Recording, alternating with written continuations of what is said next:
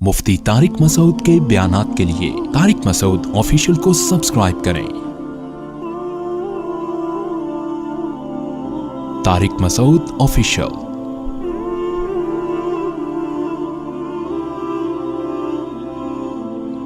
अकबर, जलालुद्दीन अकबर का नाम सुना होगा आपने। आज से तकरीबन 500 साल पहले हम चले जाते हैं। नाम सुना है जलालुद्दीन अकबर? अकबर बादशाह के नाम से हिंदुस्तान, जिसमें बांग्लादेश भी था, जिसमें पाकिस्तान भी था, बर्मा भी था, इस पूरे एरिया पर हुकूमत किसकी थी? शहंशाह जलालुद्दीन अकबर की। तकरीबन 48 या 50 साल हुकूमत की है। इतना ताकतवर तरीन बादशाह। आप अंदाजा लगाओ, इतने बड़े खित्ते पर, जिस खित्ते को अंग्रेज सोने की चिड़िया कहता था, बर्रे सगीर, हर मौसम है यहां पे, हर किस्म की पैदावार है, हर किस्म के मादनी ज़खायर, इतनी दौलत थी बर्रे सगीर में कि आलमगीर बादशाह रहमतुल्लाह अलैह ने एक दफा इरादा किया कि मैं हिंदुस्तान की दौलत को सरकारी सतह पे गिनना शुरू करता हूं। आजिज आ गए। ये तारीखी किताबों में लिखा हुआ है। इतना सोना कि सरकारी सतह पे मुलाजिमीन लगा दिए गए कि इन सोने को गिनना शुरू करो, सिर्फ जो सोने की अशरफियां थी। हुकूमत इस काम से, बोलो भाई, ऐसा दौलतमंद था बर्रे सगीर। ये सारी दौलत कहां है पता है आपको? गोरे ले गए। जो गोरों ने तरक्की की, आज मुसलमानों को ताना दिया जाता है कि तुम तरक्की में पीछे, तो वसाइल तो जब सारे वो ले गए हैं, तो हम तो चपड़ासी का काम कर सकते हैं भाई। जिसके पास पैसा हो, तरक्की तो वो करेगा ना। पैसा नहीं है तो आप उसकी फैक्ट्री में मुलाजिम लग सकते हो मेरे भाई, वो फैक्ट्री तो वो लगाएगा। तो ये इस्लाम या मुसलमानों की वजह से नहीं है, हमारे सारे वसाइल। तो तनज़्ज़ुल क्यों हुआ? हमारे हुक्मरानों ने ऐसे काम करना शुरू कर दिए थे जिनकी कोई लॉजिक, बोलो भाई। खिलाफत उस्मानिया के खात्मे की वजह भी ये बनी। जब तक लॉजिक से चलते रहे, अल्लाह की मदद भी होती रही। और हमने 700-800 साल दुनिया पे तुर्कों ने हुकूमत की है, बहुत बड़े खित्ते पर। और आज से 400 साल पहले अंग्रेज हमारी यूनिवर्सिटियों में पढ़ने के लिए आया करते थे और हमारी डिग्रियों पे फख्र किया करते थे। नहीं आ रहा? अजीब सी बातें लग रही होंगी आप। जामे अजहर यूनिवर्सिटी अज़-ज़ैतूना शाम में थी। ये बड़ी मशहूर यूनिवर्सिटियां थी। 400 साल कोई ज्यादा पुराना अरसा नहीं है। और मैंने एक बयान में गोरे की किताब का हवाले के साथ उसका एक हवाला पेश किया था, जिसमें उस अंग्रेज ने लिखा कि अगर मुसलमान साइंसदान पैदा ना होते तो आज इंसानियत जिस तरक्की की इंतहा पर है, इस इंतहा पर आज से कम 500 साल बाद जाके पहुंचती। यहां तक आ गई समझ में या नहीं आई? क्योंकि आजकल लिबरल लोग जो है ना, जो लिबरल लोग हैं, वो मजहब को बार बार कि ये मौलवी हैं जो तरक्की में क्या कर रहे हैं, रुकावट। ये मौलवियों को, इन्होंने लोगों को ये बता दिया कि पजामा पहले सीधा वाला फिर उल्टा वाला है, मिसवाक ऐसे करनी है, शलवार टखने से ऊपर रखनी है, और सुरमा इतने, मिसवाक का साइज कितना होगा इतना होगा। एक बालिश उंगल से ज्यादा मोटी हो गई तो दायरा इस्लाम से खारिज। कल मेरे पास एक साहब आए, मिसवाक कितनी मोटी हो? मैंने कहा जितने खुद मोटे हो आप। हर चीज अपने हिसाब से रखी जाती है ना भाई। कोई पूछे शलवार कितनी चौड़ी हो, तो भाई जितने चौड़े आप हो उस हिसाब से आप शलवार रखो। तो ये पजामा सीधे हाथ में पहनने से तरक्की का कोई ताल्लुक? यानी अगर आप पहले ये वाला पाइंचा डाल लोगे या पैंट का या शलवार का, तो क्या नंबर कम आएंगे इम्तिहान में? खामखा की फजूल बात है। तो जब उलमा की हुकूमत थी, इस्लाम की हुकूमत थी, तो साइंस टेक्नोलॉजी किसके हाथ में थी? हमारे हाथ में थी। اس لیے ہم حکومت سے کہتے ہیں آج اپنی یونیورسٹیوں کو مدارس کے حوالے کرو, مزہ نہ آئے پیسے واپس, دیکھو انشاءاللہ ہم کیسا اچھا رزلٹ دیتے ہیں آپ کو. کل واٹس ایپ پہ کسی نے تصویر بھیجی, وفاق المدارس کا بھی امتحان ہو رہا ہے اور میٹرک کا بھی. میٹرک کا جو وفاق المدارس کے جو بچے ہیں نا, مسجد میں تمیز سے نیچے بیٹھے ہوئے پرچہ حل کرنے میں مصروف, کوئی نقل نہیں ہو رہی, کوئی پھرے بازی نہیں, کوئی تعلقات نہیں. اور میٹرک کا جو ایگزامینیشن ہال تھا اس میں دکھائے پہ لوگ چڑھے ہوئے ہیں کی طرح نا,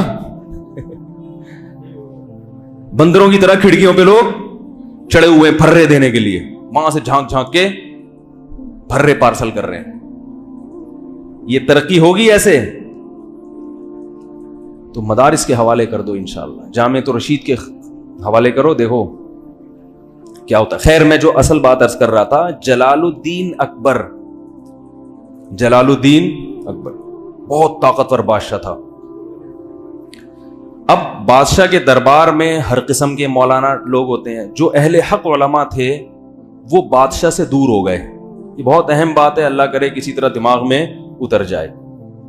جو اہل حق لوگ تھے نا, وہ یہ کہتے تھے کہ بادشاہ سے قرب حاصل کرنا یہ دنیا پرستی ہے, یہ حکومت کا پٹھو بننا ہے, ہم بادشاہ کا قرب حاصل نہیں کریں گے. کیونکہ بادشاہ لوگ اکثر عیاش ہوتے ہیں, دولت آتی ہے تو عیاشی بھی ساتھ میں آتی ہے. اب اس بارے میں جو نبی کی تعلیمات ہیں وہ کیا ہیں کہ وہ فاسق ہو فاجر ہو, آپ محبت کے ساتھ اس کو نصیحت تو کر سکتے ہیں, لیکن اس کا معاملہ کس پہ چھوڑیں گے آپ؟ اللہ پہ. ڈنڈے کے زور سے اس کو درست کرنے کی کوشش نہ کریں, اس کی عزت احترام اور اس کی اطاعت سے ہاتھ نہ کھینچیں, کیونکہ مسلمانوں کی جو یونٹی ہے, اتحاد ہے, وہ پارا پارا ہو جائے گا. تو اہل حق علماء جلال الدین اکبر سے پیچھے ہٹنا شروع.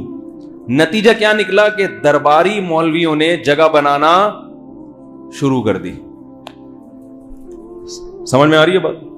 تو درباری مولویوں میں رافضی بھی تھے, شیعہ بھی تھے, سنی بھی تھے. ان کے آپس کے جھگڑے دربار میں. ایک جلال الدین کو بتاتا کہ حضرت ابو بکر معاذ اللہ نقل کفر فاسق تھے, معاذ اللہ حضرت عائشہ معاذ اللہ ایسی تھی. دوسرا بتاتا کہ نہیں یہ غلط ہے. پھر جو سنی تھے ان میں وہی مقلد اور غیر مقلد کا فرق بھی تھا. جو غیر مقلد تھے وہ اپنا مسلک اس کے سامنے بتاتے, جو مقلد تھے وہ اپنے آپ کو درست ثابت کرتے. اور پھر اس کے علاوہ ہندو بھی تھے, کیونکہ ہندوستان میں سکھوں اور ہندوؤں کی کثرت تھی, مسلمان تو 20% تھے بمشکل. وہ لوگ بھی تھے, وہ اپنے الگ ان کو بھی ساتھ لے کے چل رہا تھا جلال الدین اکبر نے کہ سکھ بھی ناراض نہ ہو, ہندو بھی ناراض نہ ہو. ادھر مسلمان جو علماء تھے یہ لالچی تھے بہت زیادہ. جلال الدین اکبر کو احساس ہو گیا کہ یہ کیا ہیں, جتنے میرے دربار میں چاہے وہ سنی ہو شیعہ ہو, یہ ہیں کیا؟ ان میں ایک چیز قدر مشترک ہے کہ یہ سب مکھن لگانے والے مولوی ہیں. یہ جو میرے قریب ہیں ان کا ذاتی مفاد ہے, اور سب ایک دوسرے کی ٹانگیں کھینچنے میں بولو بھائی لگے ہوئے. مخلص آدمی تھا مگر کنفیوز ہو گیا. اس کی کنفیوژن کا فائدہ غیر مسلموں نے اٹھایا. کہتا تھا یہ صحیح ہے, وہ صحیح ہے, فلانا صحیح ہے, ڈمکانا صحیح ہے. سب ایک دوسرے کے خلاف ایک ورغلاتے رہتے تھے. بیزار آ گیا کہ کیا صحیح ہے.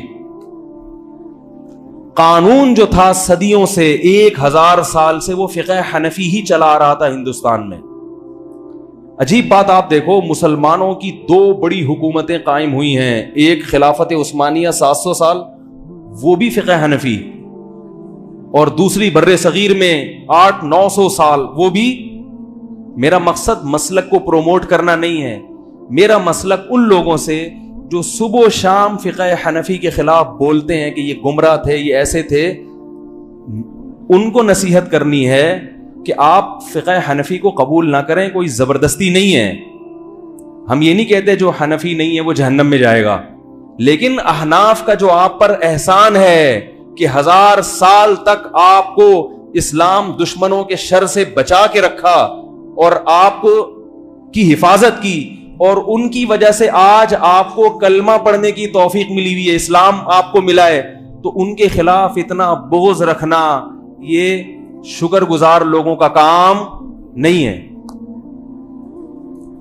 ایک صاحب کہنے لگے، ایک مشہور فتنہ پرست ہیں، یوٹیوب پہ ان کے کلپ آتے رہتے ہیں، کہ 700 سال جو خلافت عثمانیہ کی 500-700 سال جو حکومت رہی ہے حنفیوں کی، اس کی وجہ سے بڑا فساد آیا ہے، سارا گڑبڑ کہاں سے آئی ہے؟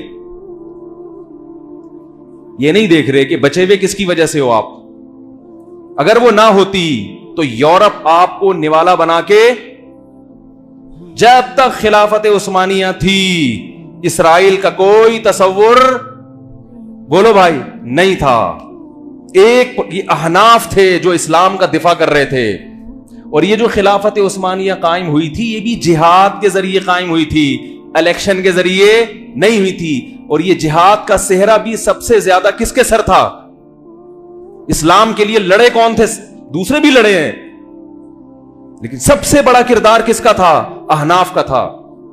آج بر صغیر میں، ترکی میں اور بہت بڑے ایریے میں اگر کوئی کلمہ پڑھ رہا ہے تو یہ جو حنفی سلاطین گزرے ہیں، بادشاہ گزرے ہیں، یہ ان سلاطین اور ان حکومتوں کا احسان ہے کہ وہ لڑتے رہے اور اسلام کا دفاع کرتے رہے، جس کی وجہ سے آج ہم کلمہ گو ہیں۔ اگر یہ 500 سال پہلے خلافت ختم ہو چکی ہوتی تو آج شاید ہم کلمہ گو نہ ہوتے۔ یہ بغض ہے، عناد ہے جو مختلف طریقوں سے لوگ نکالتے رہتے ہیں۔ تو میں یہ عرض کر رہا تھا کہ جلال الدین اکبر جو تھا اس کے پاس مختلف قسم کے درباری اور فرقہ پرست مولوی مختلف مسلکوں کے بیٹھتے رہے، وہ کنفیوز ہوتا رہا، پھر ادھر سے سکھوں نے اور ہندوؤں نے بھی اس کو،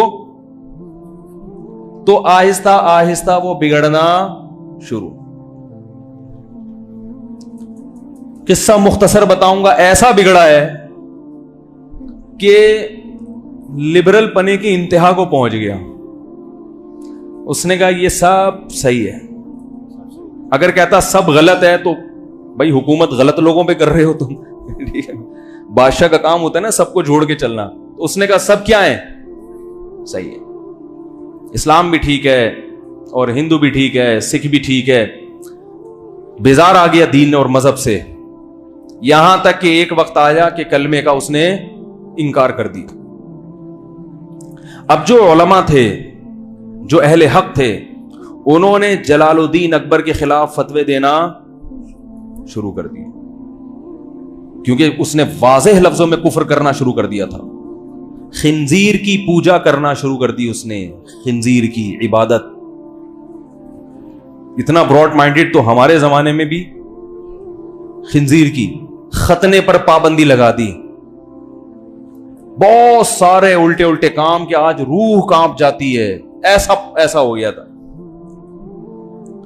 تو جب اس نے کفر کرنا شروع کیا اور بالکل واضح، تو علماء نے اس کے خلاف، بولو بھائی، بغاوت ہو نہیں سکتی تھی، اتنا طاقتور تھا کہ ذرا سی اس کو بھنک پڑ جاتی، اس کے سر قلم۔ بہت پاورفل آدمی تھا، 48 سال جس نے حکومت کی ہو معمولی تو نہیں ہے نا، اور بادشاہوں کے خاندان میں پیدا ہوا ہو، حکومت کرنا جانتا بھی ہو۔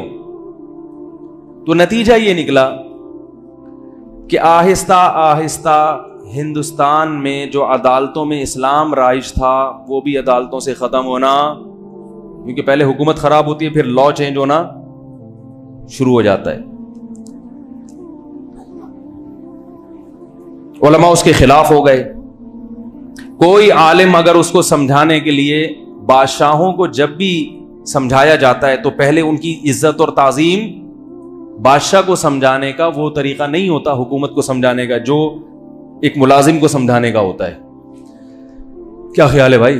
ملازم کو آپ ایک دفعہ بولے کہ بھائی انسان کا بچہ بن جا، تیرے کو میں نے کیا کر گیا تھا، اس پہ وہ اپنی بے عزتی محسوس نہیں کرے گا۔ بادشاہ کو اگر آپ بولے گے انسان کے بچے بن جاؤ، اس کے منہ پہ جب آپ ایسے بولو گے تو وہ آپ کو کچھ اور بنا دے گا۔ اس موقع پر مجدد الف ثانی، الف ثانی کا مطلب دوسری 1000ویں صدی، 1000 سال ختم ہو چکا تھا اور دوسرا 1000واں ہجری کا. حدیث میں آتا ہے نا اللہ تعالیٰ ہر صدی کے شروع میں کسی ایسے مجدد کو بھیجے گا جو دین کی تجدید کرے گا. یہ صحرا مجدد الف ثانی رحمۃ اللہ علیہ کے سر جاتا ہے اور اتفاق سے وہ بھی حنفی تھے. میں پھر بھی کہہ رہا ہوں میرا مقصد اس کو ہائی لائٹ کرنے سے آپ کو حنفی بنانا نہیں ہے، احناف کا بغض آپ کے دلوں سے نکالنا ہے کہ یہ کارنامہ بھی کسی حنفی کے کھاتے میں گیا ہے، ورنہ ہندوستان میں اسلام تہز نہز ہو گیا تھا.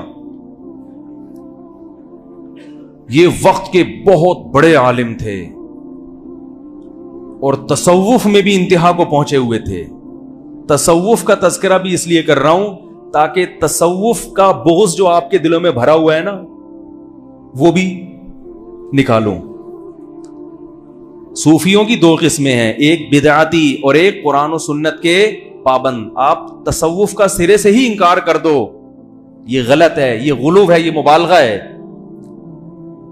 دین کی خدمت میں، دین کو بچانے میں جہاں مجاہدین کا بہت بڑا کردار ہے، صوفیاء کرام کا کردار بھی کسی سے کم نہیں ہے. اور جہاد میں بھی صوفیاء کا بہت بڑا کردار ہے.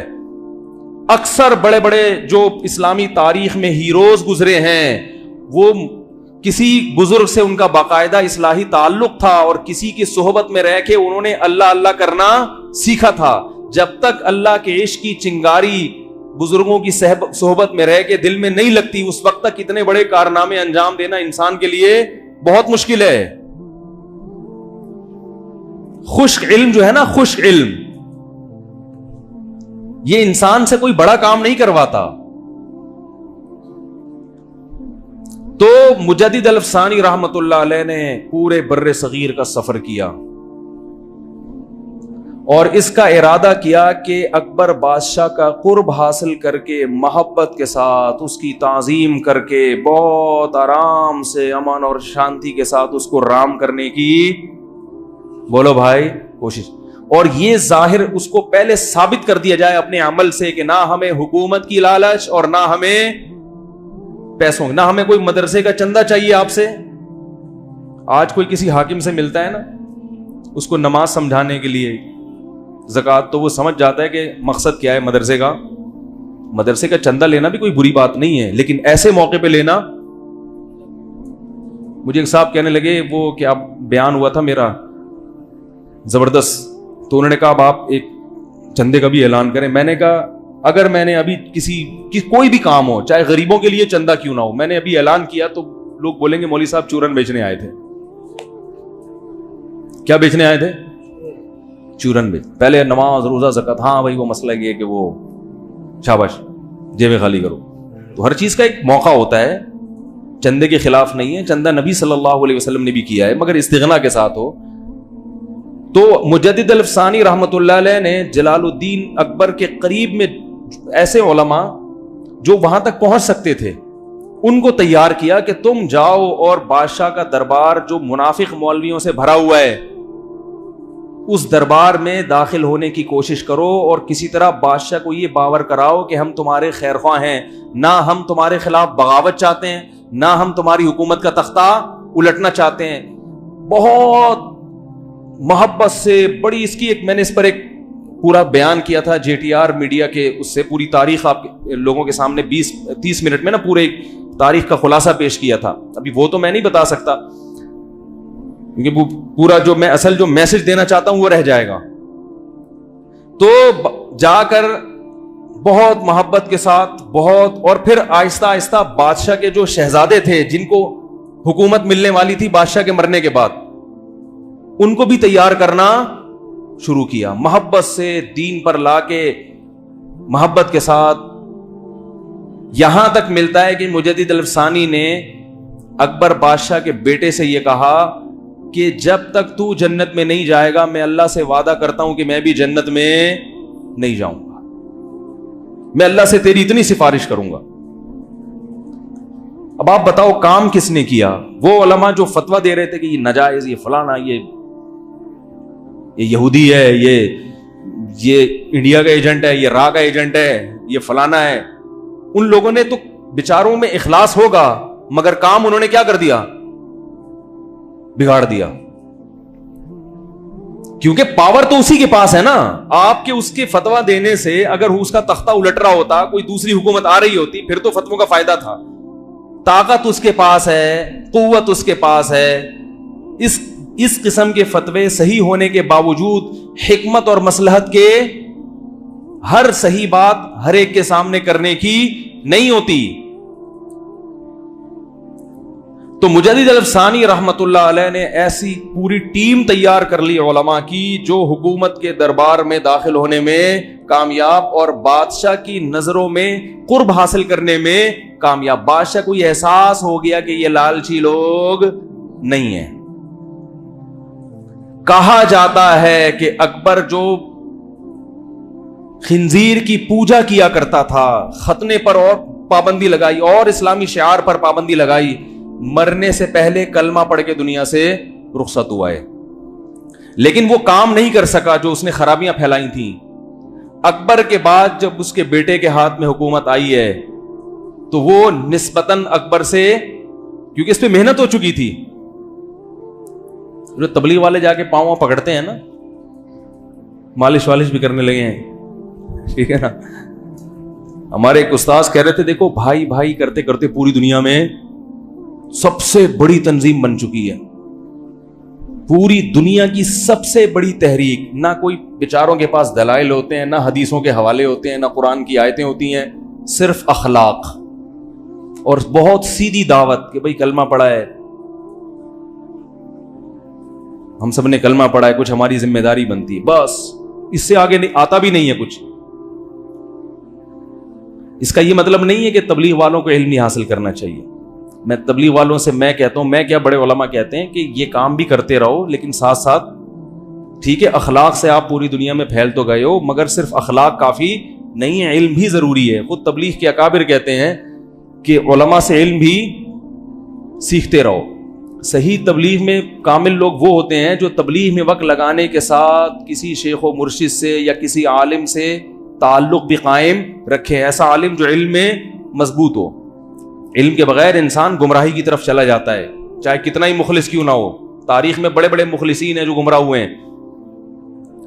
تو بالآخر اکبر کی اولاد میں عالمگیر بادشاہ پیدا ہوئے ہیں, اور وہ مجدد الافسانی رحمت اللہ علیہ جو ٹیم تیار کر کے دنیا سے جا چکے تھے. حضرت مجدد الافسانی کا تو انتقال ہو چکا تھا, لیکن عالمگیر بادشاہ پیدا ہوئے, وہ مجدد الافسانی کی محنتوں کا نتیجہ تھے. اور عالمگیر بادشاہ رحمت اللہ علیہ یہ وہ ہندوستان کی تاریخ میں بادشاہ ہیں جس کی انگریز بھی آج ایمانداری کی تعریف. انہوں نے بیت المال سے تنخواہ لینا بند, ٹوپیاں سی کے اپنا پیٹ پالا کرتے تھے, قرآن کی کتابت کر کے اپنا پیٹ. ارے اتنا طاقتور بادشاہ جنہوں نے عالمگیر رحمت اللہ علیہ نا وہ گننا شروع کیے خزانے, عاجز آ گئے. اتنا پاورفل بادشاہ, اور گھر کا چولہا کیسے جلتا ہے بولو بھائی, یہ کس کی محنت تھی؟ مجدد الافسانی رحمت اللہ علیہ کی محنت تھی یہ. کیوں؟ انہوں نے لاجک کو دیکھا, اسباب کو دیکھا. بھائی ایک بادشاہ اس سے لڑ کے کام نہیں بنے گا, اس کو محبت کے ساتھ. جو یہ مولویوں سے بیزار ہو گیا نا, لالچی مولویوں سے, اس کے سامنے پہلے یہ ثابت کر کے دکھاؤ کہ ہماری نظر نہ حکومت پہ ہے اور نہ تمہاری جیب پہ. کیسی محنت کی. عالمگیر رحمت اللہ علیہ پیدا ہوئے. ایک عالمگیر جو خود کھاتے تھے نا ابلے ہوئے چاول اور دال, وہ ملازمین, شاہی خاندان کے جو ملازمین تھے وہ بھی وہی کھایا کرتے تھے.